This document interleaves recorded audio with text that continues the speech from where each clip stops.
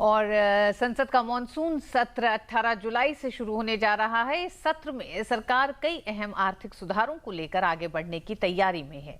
विशेष रूप से GST bill पर सबकी निगाहें रहेंगी। लोकसभा में पास हो चुका जीएसटी बिल अब राज्यसभा की मंजूरी की प्रतीक्षा में है, जिसके बाद ये कानून की शक्ल ले सकेगा। अगले हफ्ते शुरू होने वाला संसद का मॉनसून सत्र टैक्स सुधार के मोर्चे पर ऐतिहासिक साबित हो सकता है। सरकार की योजना है कि मॉनसून सत्र शुरू होने के साथ ही जीएसटी बिल राज्यसभा में लाया जाए। अगर मॉनसून सत्र के पहले हफ्ते में जीएसटी बिल पास हुआ तो इससे अर्थव्यवस्था, आम जनता और कॉरपोरेट्स को काफी फायदा होगा।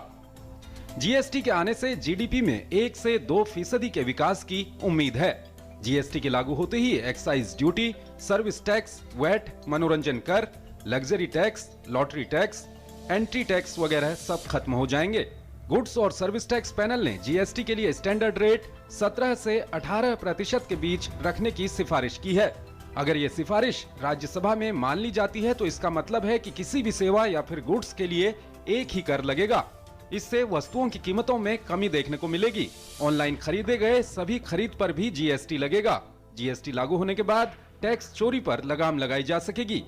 सरकार को उम्मीद है कि आगामी मॉनसून सत्र में जीएसटी पर संविधान संशोधन विधेयक पारित हो जाएगा। इसे अप्रैल 2017 से लागू करने की योजना है। जीएसटी उत्पाद शुल्क, सेवा कर और सभी स्थानीय शुल्कों को समाहित करके देश भर में एक टैक्स लागू करेगा। उद्योग जगत भी इसे सकारात्मक कदम के तौर पर देख रहा है। Bureau report, DD news.